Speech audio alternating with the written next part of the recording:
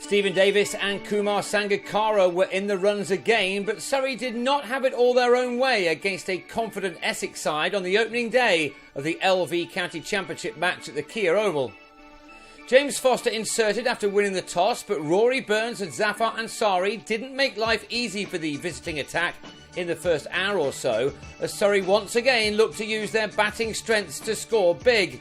Burns in particular looked in fine form from the off, while Ansari, on the other hand, did survive a couple of early appeals for LBW. He also had a life 40 minutes into the match. Greg Smith at slip, denying Graham Napier a wicket. Napier was, as ever, in the batsmen's faces and showed some athleticism too to deny Ansari a boundary.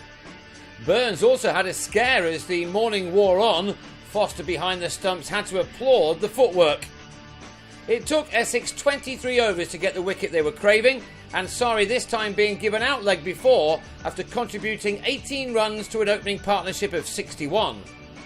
And that was the only wicket of the morning, as Burns, who went to lunch with 45 runs to his name, and Sangakkara, making his home debut for Surrey following his excellent performance in Cardiff last week, carried the total to 84 for 1 at the break, a good return having been put in. Shortly after the restart, Burns was at his second 50 of the summer. The talented 24-year-old is becoming a very consistent batsman at the top of the order. He averaged a shade under 40 last year, just failing to notch 1,000 championship runs. But with yet more talent around him this time out, we can probably expect even better things from the left-hander. This half-century came off 113 balls. Essex had opened up their season with a speedy win over Kent, a victory which took their run of successive wins in this competition to 6, having ended last year with 5 on the bounce. This game against a much fancied Surrey side was always going to be a very big test for them, and after racing through the Kent batting lineup twice in little time last week, they were finding the prospect of bowling to the likes of Burns and Sangakkara much more testing.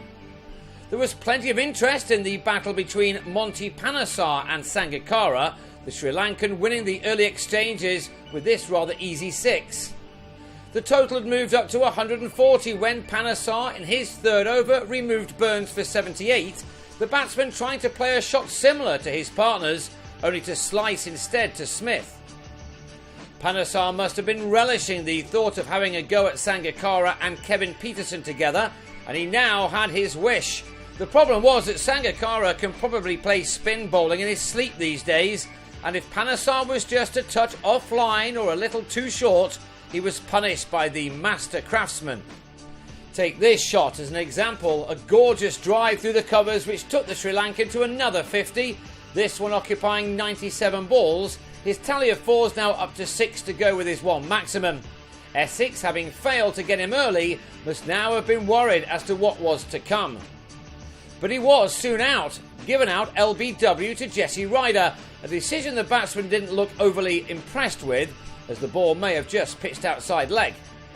Sangakkara was on his way for 52 at 175 for 3, leaving it to Davis, who opened up the summer with an undefeated double 100, and Peterson, who set a new club record for Surrey by getting to 1,000 first-class runs in only his 17th innings for them, surpassing what had been achieved before by both Zander de Bruin and Mark Ramprakash. On 27, Peterson was dropped in the gully by Smith off Jamie Porter, but it turned out not to be overly costly. Dropping Davis at the moment would not be a bright thing to do. He's made a sensational start to this summer, troubles of past ones now well and truly behind him. The timing of his shots has been the most noticeable aspect of his game so far. He isn't trying to hit the ball too hard, instead caressing his shots to the boundary. Under constant grey skies, he looked in prime form again, putting on 68 runs with Peterson, who was out for 32 when Ryder trapped him in front with the second new ball, the delivery keeping low. Ryder needed just 2 more balls to dismiss Jason Roy in the same manner as Essex fought back well, the bowler again causing problems with his wobbling medium pacers. At 243 for 5, Surrey hadn't quite got the runs they were hoping for, but with Davis still there, they still have a good chance to post a big first innings total. Davis's 50 arrived off his 94th delivery. He'd found the boundary 6 times. Gary Wilson was given something to think about before the close, a sharp bouncer from Napier striking him on the helmet. Porter also caused him some moments of concern, but the Irishman survived until the close, another handy partnership being developed with Davis. The former England man ended the day on 69 with another three-figure score in his sights, and with Wilson on 23, 50 runs have been added for the sixth wicket, which sees Surrey go again on day 2 on 293 for 5.